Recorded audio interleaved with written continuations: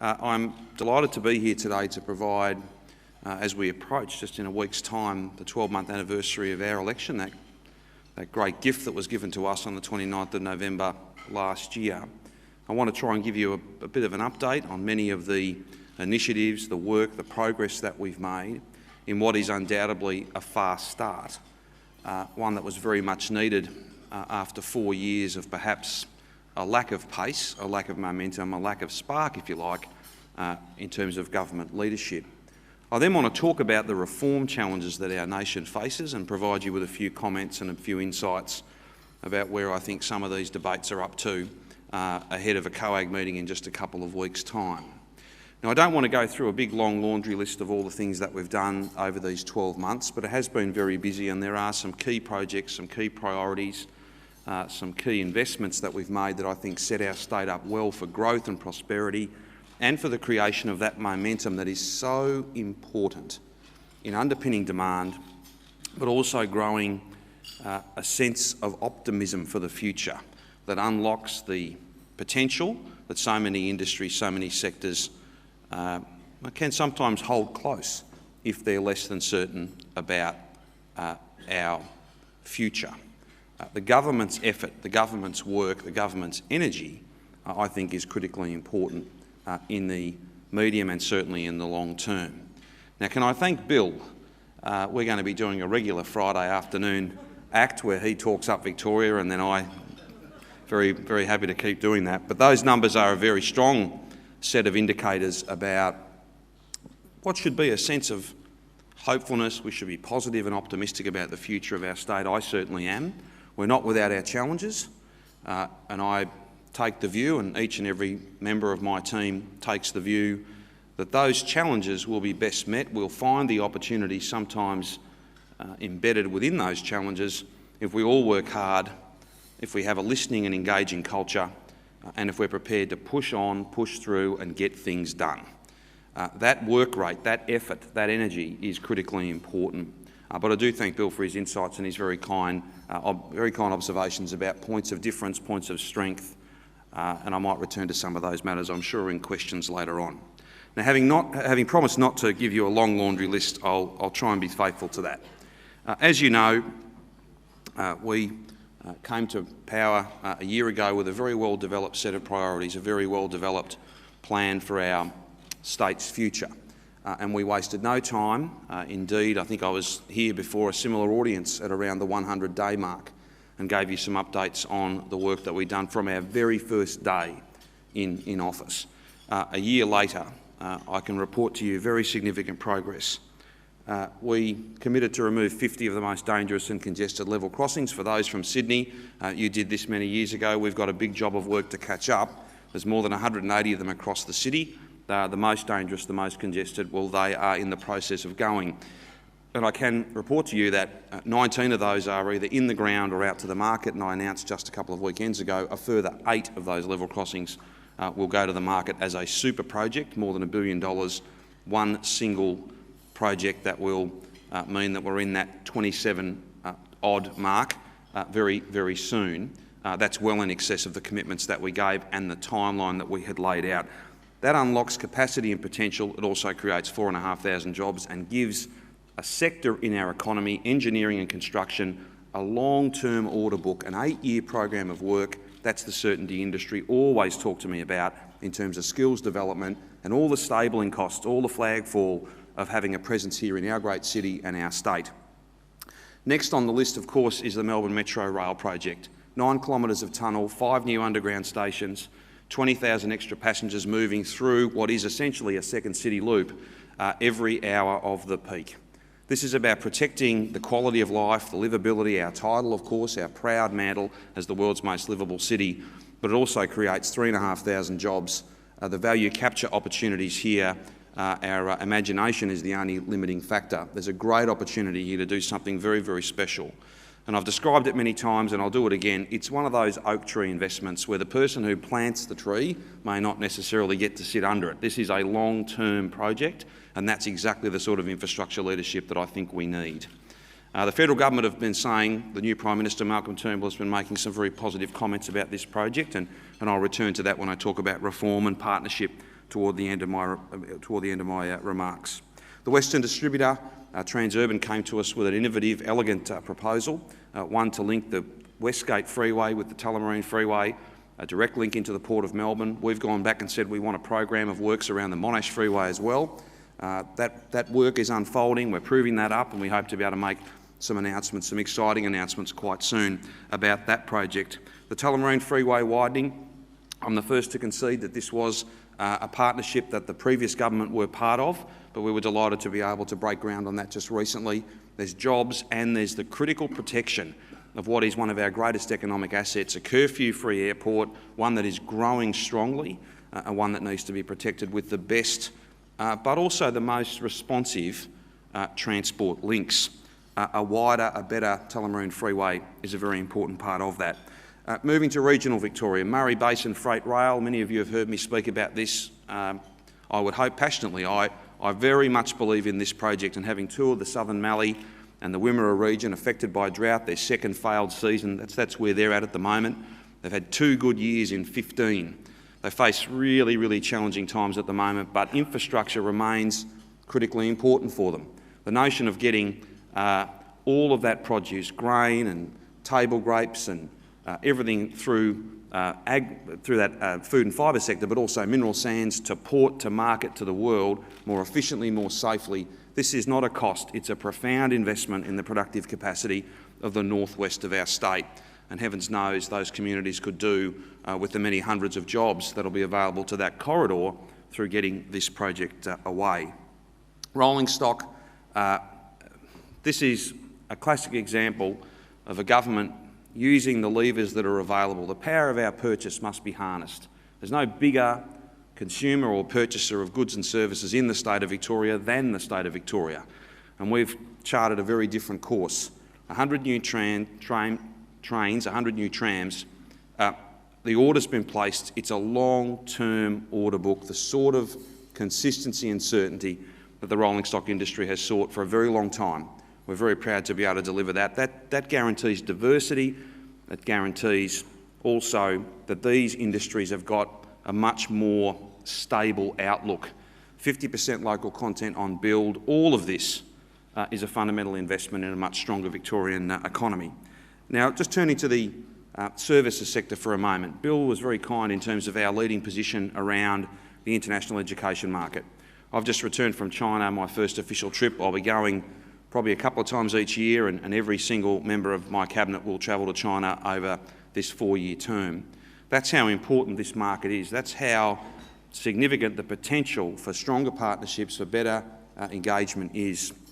And I was struck by, in every product, in every market, in every meeting that we were part of, we are renowned for our quality, for the efficacy of our offering, for the integrity of our offering.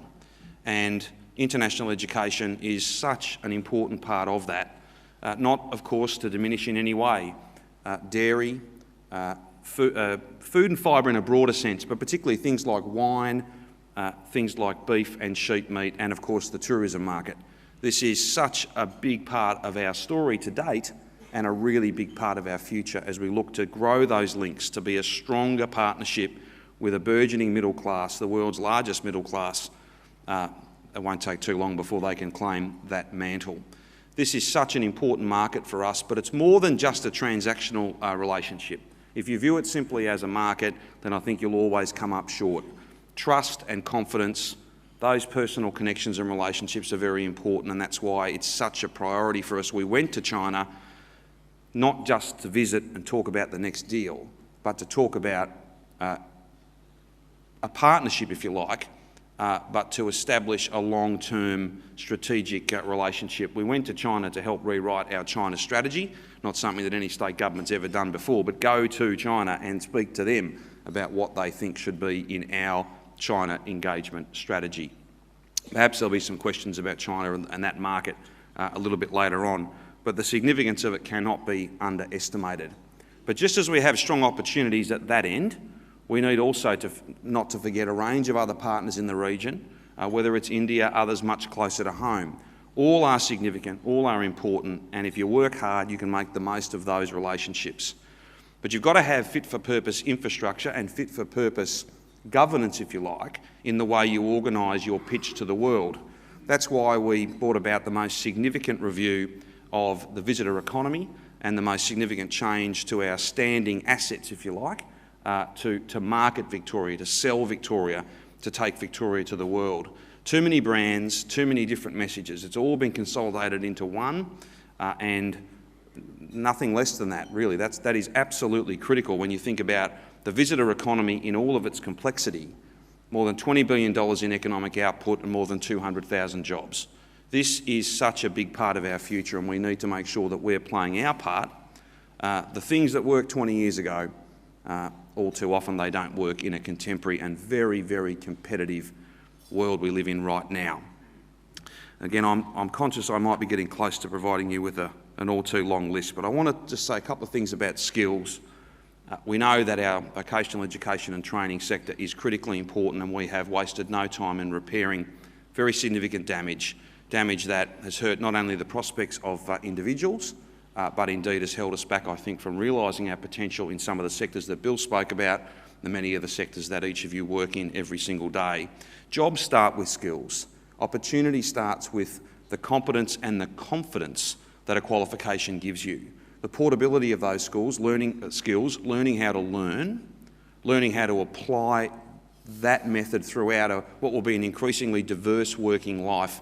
All of these things are so very important. They're a great productivity lever that's available to the states, and perhaps only the states, when it comes to vocational education and training. We have delivered all of our election commitments and indeed gone beyond that. And when we launched our regional statement earlier this week up in the northeast of Victoria, there was a further boost, particularly for disadvantaged students who might, for one reason or another, have been unable to access the training, the skills that they need for the job that they want. I'm going to talk about reform in a few moments, and I'll come back to skills and productivity when I do that.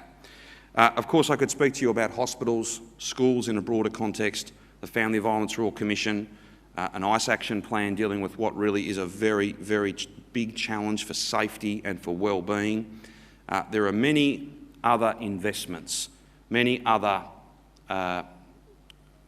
examples of progress that we've made in these 12 very busy months. Regardless of each of those separately, or if you join them all up, I'd hope that I give you a very clear sense, and perhaps you had already formed the view, that this has been a very busy year. A very busy year that does set us up for growth and prosperity. What does all of that effort mean? What does all of that hard work mean across our government? Well, it means that on the latest growth numbers, even more recent than the ones Bill was talking about before, so accounts released this morning, 2.6% growth, above the national average, up from the previous year at growing at about 1%. This is a strong economy, and one that has, I think, seen that there is momentum. There is momentum and spark and a bit of zip, and that's what makes a big difference, and the government's playing its part in delivering that. Last week's unemployment numbers, when we came to government, day one of our government, 6.7% unemployment. Last week's numbers, 5.6%. Now, these numbers jump around month to month, but we had 50% of all jobs created in Australia were created right here in the great state of Victoria. We are going to get back to that leadership position that we have always had in ideas, in innovation, not just talking about economic transition and eloquently describing problems, but instead making that important transition, creating jobs, creating wealth and opportunity, doing it in a thoughtful way, doing it in a very Victorian way. These numbers, and I could go further to talk about private investment is up, consumer confidence and sentiment is up on almost every metric, including population growth, which does have some attendant challenges. We are in a very strong position. And I put it to you, ladies and gentlemen, that hard work and a fundamental recognition at all times and in all things, that when the community give you the right to govern, they give you this great privilege, it is a gift. And you need to repay that trust each and every day with a clear plan and a willingness to get on and make decisions and get things done, get things built and push through and make the most of every opportunity that you can find, and indeed to create many of them. That is the story of 12 months, and we aim to continue as we have started. Now, I did promise that I'd speak a little bit about reform before we go to questions. And Stephen will be very pleased with this. I didn't read John Howard's speech in accordance with the modern world. I watched it. I actually watched it last night when I was trying to organise my thoughts of what I might say here today. And I don't often quote John Howard, but it was a very apt comment when he said that, in his judgment, Australians would patriotically support national economic reform if it was A, good for the country, and B, fundamentally fair. So let's just use John Howard's test and have a discussion about some of the reform debate, if you can call it that we've all been subjected to in these last few months. Good for the country and fundamentally fair. We've got a proposition at the moment where we're trying to turn good tax policy on its head. The conventional wisdom is that you would broaden the base and lower the rate. That would be a good taxation policy outcome. Instead, we've got all sorts of talk, all sorts of discussion about doing exactly the opposite, broadening the base and increasing the rate. That is not fair, and I don't know that that's necessarily good for our country. We seem to have a phony debate at the moment where simply increasing the rate of a tax is being dressed up as tax reform. That is not tax reform. That is simply changing the rates of a tax. Now, there's a lot of talk going on at the moment. There's a lot of stuff coming out of Canberra and all sorts of meetings that are occurring all over the place. But here's one, perhaps here's one option that's being talked about a fair bit at the moment. You increase the GST to 15%. You put it on food, you put it on health, you put it on education, you put it on everything, basically. You then take half the money that comes in from that fundamental change to our broad-based GST, and you provide some compensation, some support to families who really do it very tough under those sort of changes. You then divide the other half of those additional revenues between personal income tax cuts to deal with issues of bracket creep and perhaps a company tax rate cut. And then whatever was left out of that pie, you allocate it to the thing that started us on this tax reform, national reform debate, and that's the health system. Remember that? That's what bounced the ball. That's what started the whole conversation. And to his credit, Mike Baird called it out as a massive challenge for all of us, a $30 to $40 billion hole in the medium term. To start that way and to then potentially have an outcome where just the crumbs or just the scraps of that process get allocated to the thing that brought it about, a crisis in the sustainability of our hospital funding, that I don't think is reform. Change, yes, it may be. Different, yes. Whether it's better, that's an open question. I think that's, frankly, change at reform's expense almost. We've got a health problem, a sustainability problem. That's what started this debate, and we seem to have completely forgotten the role that the unsustainable nature of that part of our public sector and a very big employer, a very big part of our economy, we seem to have forgotten the central place of health and its unsustainability in the reform conversation. The other point as well, so that's the not good for the country part of John Howard's test. On the fairness side of things, if that sort of reform or change was actually bowled up, what you're talking about is increasing the rate of a tax that has no regard for a person's capacity to pay, to fund decreasing the rates of taxes that do have a regard for a person's capacity to pay. That is fundamentally unfair. So both for issues of delivering for the nation, but also issues of equity and fairness, this sort of model just doesn't stand up. Now, maybe this confusion, that's the other thing too, that he also quoted a few people, and at the end of his remarks he said that how do you deal with lots of big challenges? Well, you deal with them one at a time. Another way of putting that is you have some clarity and certainty about what you want to do. You organise your thoughts. You move through methodically, with a degree of sophistication. You move through an orderly checklist of things that you want to bring about. You're clear on where you're headed. I don't think the Commonwealth Government has that clarity at the moment, because one day we're being told we've got a revenue problem, the next day we're being told we've got an expenditure problem, an efficiency problem. Their thoughts are not organised. I think in many respects they fail the test that John Howard, among many others, would lay down for them. That a national debate that is truly reforming, not just about change and doing things differently, needs to have equity and a true national conversation in a broad sense, and dealing with those things that really are not negotiable. And healthcare must be at the top of that list. Now, if I can just give you a few thoughts on perhaps why they find themselves, I think, in a confused position, and why we're having a bit of a phony reform debate at the moment. This federal government, and I welcome the more positive attitude of the current Prime Minister, I welcome the positive dialogue that I've had with him, very, very much so. And we do hope to be able to partner and work together, leaving ideology at the door and being much more focused on outcomes. I genuinely hope for that. But I think this government, like many federal governments of all political persuasions before them, are struggling to cope with one fact, and that is that post the deregulation of the banks, post the floating of the dollar, post the ripping down of tariff and quotas, all the big productivity levers are not at the federal cabinet table. They're not in Canberra. They are with the states. They are with the states.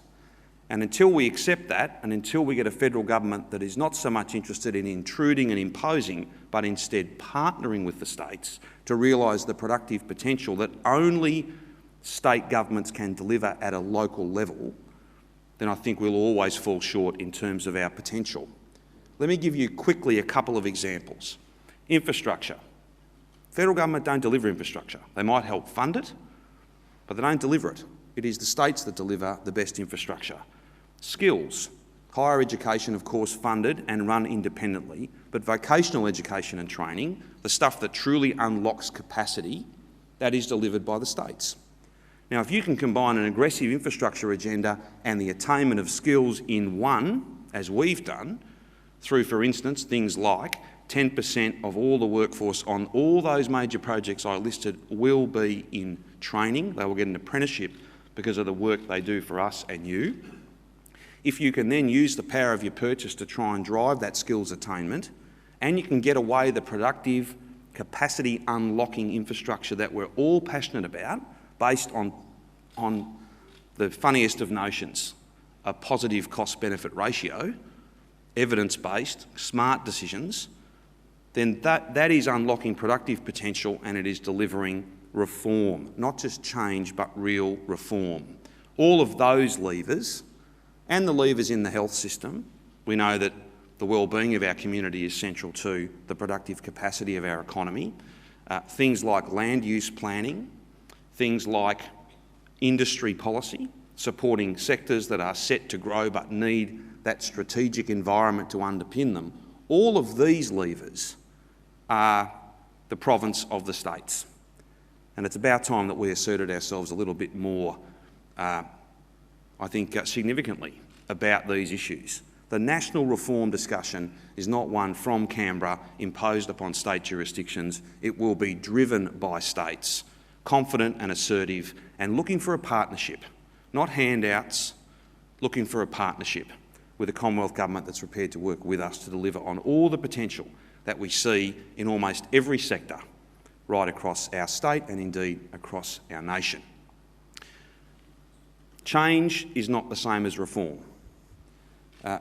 Different doesn't always mean better, and laziness is not leadership.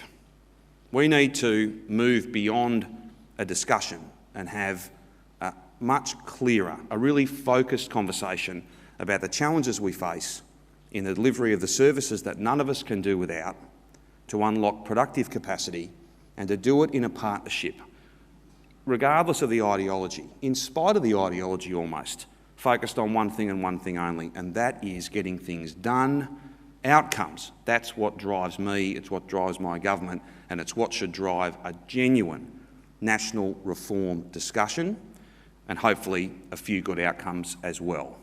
As always, thank you so much for your kind invitation to be with you. This is a very important audience and one that I've always valued, and I now look forward to taking your questions. Thank you very much.